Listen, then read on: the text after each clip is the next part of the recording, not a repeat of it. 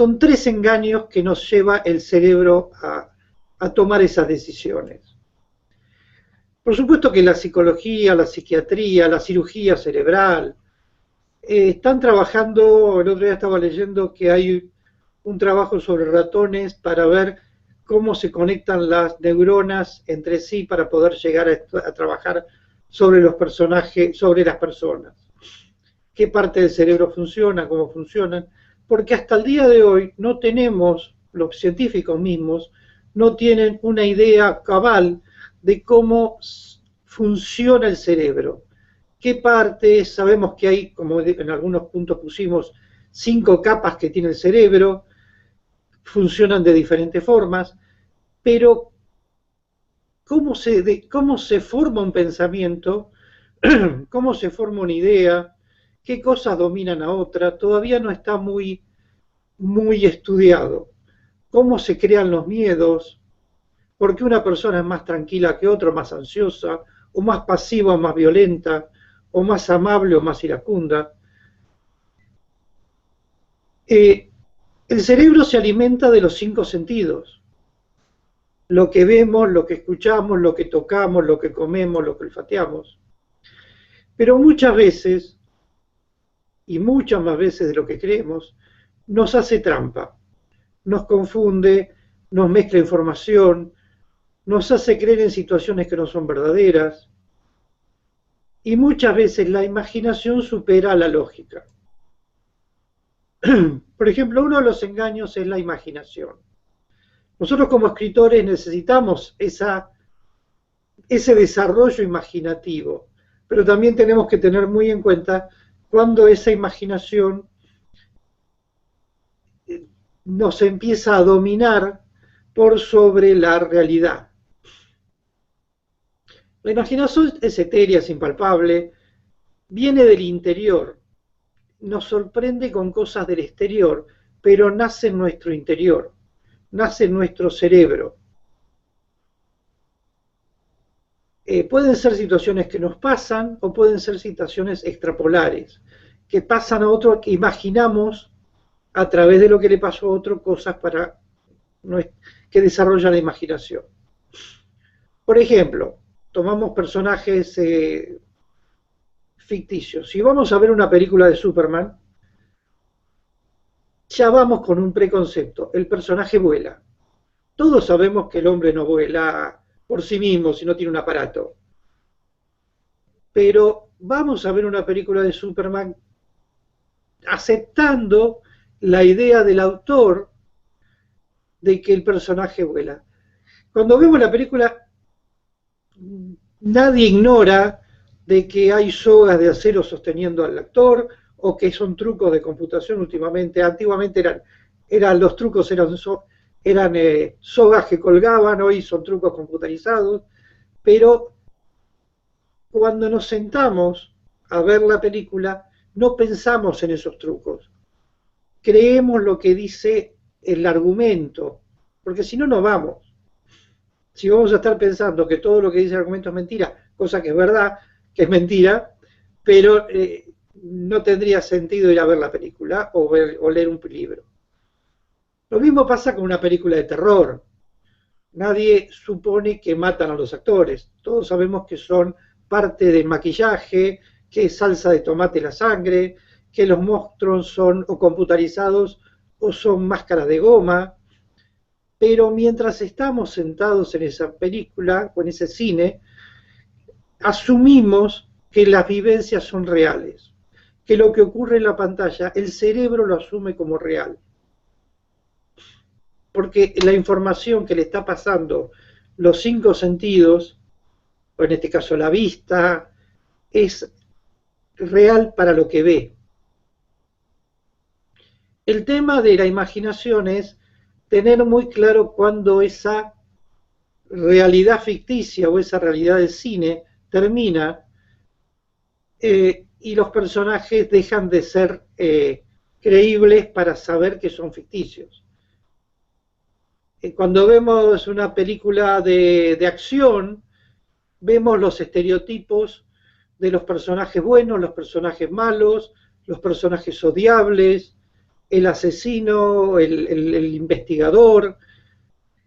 Por supuesto que también tiene que ver un poco con la publicidad. Los personajes lindos consumen producto de los anunciantes, por eso son exitosos, y los personajes malos son feos y no consumen esos productos, entonces por eso son malos, porque atrás de eso hay todo un mercado que nos quiere vender una realidad. Mientras sepamos que eso existe, está todo bien. Cuando confundimos esa realidad con la ficción, empezamos a entrar en esos juegos de la imaginación del cerebro. En muchos de los, como escritores, muchos trabajamos mucho con eso, con esos personajes que creen lo que ven en vez de creer la realidad. Entonces podemos jugar mucho a crear esos personajes porque nos va a dar mucha sustancia para los libros, para los argumentos. El otro juego del cerebro es el recuerdo. El cerebro también nos engaña con nuestros recuerdos. ¿Por qué? Porque desde que nacemos hasta la edad que tengamos, vamos acumulando nuestra mochila con esos recuerdos de la infancia, de nuestros padres, de nuestra familia, de los amigos, de historias, verdades y ficticias. Los recuerdos no son la realidad, son lo que recordamos. Y esa es muy importante que lo tengamos en cuenta cuando escribimos y cuando vivimos también. No todo lo que recordamos es verdad. El cerebro va purificando.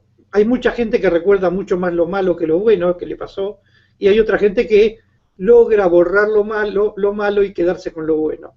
Lo último sería lo mejor, pero también tenemos que aprender de las cosas malas que nos suceden. Entonces, el juego del recuerdo es muy importante a la hora de trabajar un personaje. ¿Qué cosas le vamos a poner a ese personaje en sus recuerdos para que poder adaptarlo a la realidad del argumento que estamos escribiendo? También en la vida real nuestra. Si alguien con bigote nos robó una vez algo, vamos a desconfiar de la gente que tenga bigotes. Sí, puede pasar. Es absurdo, pero puede pasar. Si le tenemos miedo a la gente de piel diferente, y puede pasar. También es absurdo, pero puede pasar. Entonces, crea el cerebro ciertas cosas que tenemos que romperlas. Pero al trabajar los personajes, tenemos que saber manipularlas esas para que el personaje sea más sustancioso para el lector. El tema del proceso de la mentira del cerebro con respecto a los recuerdos es muy difícil de percatar o de percibir, porque es un proceso del pensamiento inconsciente. Casi nunca hacemos referencia a las cosas que escuchamos, sentimos, imaginamos o intuimos. Y eso hace que tengamos una visión incompleta de las cosas, sino de las cosas como el cerebro nos cuenta en el tema de los recuerdos. El otro engaño es lo que llamamos los 5 sentidos, que hablábamos antes. El cerebro no tiene otra información que la que recibe de la vista, del oído, del gusto, del tacto, del olfato. Esa es la información que recibe el cerebro. Entonces, si esa información es errónea, el cerebro va a tomar decisiones erróneas. El hecho concreto que muchas veces lo nombramos es, si hay un accidente en una esquina y la policía entrevista a 5 personas, esas 5 personas van a contar en un accidente diferente. Aunque la realidad sea una, pero esas 5 personas pueden estar entretenidas haciendo otra cosa y lo vieron de costado, pueden atraerles cosas de su cultura, de su recuerdo, de su percepción, del oído, si oyeron primero un ruido y otro, si vieron algo primero y algo después. El trabajo de la policía cuando hace esa investigación es tratar de buscar en qué se parecieron las cosas que dijeron para tomarlas como posibilidad. Porque es muy difícil encontrar dos personas que digan exactamente lo mismo, aunque hayan visto exactamente lo mismo. Primero, el cerebro escucha los sonidos estridentes primero y la relación con lo que ve después. Es decir, hay personas que escuchan y ven al mismo tiempo, pero lo normal es que los sonidos externos entren primero al cerebro que los directos. Por ejemplo, un avión, un tren, lo vamos a escuchar antes que la voz de alguien, porque el cerebro lo va a captar desde afuera. Entonces tenemos que ver cómo escuchamos, cómo vemos, y eso es muy bueno cuando trabajamos con un personaje determinado. Por ejemplo, el gusto y el olfato se mezclan. Por ejemplo, cuando olfateamos, cuando nos hablan de una comida que nos gusta, uno dice, se me hace agua la boca. ¿Por qué? Porque el cerebro, al oír hablar de esa comida, ya trajo el recuerdo de esa comida y automáticamente le pasó la información al gusto y al olfato, y esa información se nos hizo en la boca como si la estuviéramos comiendo. Pasa lo mismo cuando entramos en una gasolinera. Muchas veces, si tenemos la nariz muy perceptiva, sentimos el olor de la gasolina como si la estuviéramos en la boca, cuando realmente no estamos tomando gasolina, pero el gusto es como si lo hubiéramos tomado. Nos pasa, por ejemplo, si entramos o pasamos cerca de un basural en putrefacción y sentimos náuseas. El gusto pasó a formar parte del olfato. Olfateamos la putrefacción y el gusto nos provocó la náusea, porque penetró en la nariz y en la boca irritando la garganta. Entonces, esos tres puntos del cerebro donde nos sentimos que nos engaña de alguna manera, tenemos que manejar muy bien en el tema del escribir el libro, de crear los personajes. Uno de los temas que planteamos en las preguntas es si la furia y el amor nacen en el cerebro, y sí.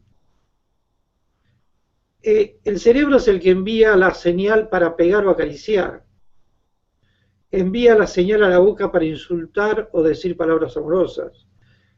Envía la señal a las piernas para acercarnos a alguien o salir corriendo. Lo importante es que nosotros, en este caso los personajes que creamos, podamos manejar esas señales haciéndonos amigos del cerebro. Manejar las emociones y no que las emociones nos manejen a nosotros. Al trabajar en los personajes podemos trabajar un personaje emocional, pero siempre deberíamos poner algún personaje lógico o cerebral para contrarrestarlo. Ese personaje que toma las decisiones frías, razonadas, va a contrarrestar el personaje emocional, sentimental. Y ese juego, que no es un juego de bien y mal, sino es un juego de caracteres diferentes, va a ser sustancioso el trabajo.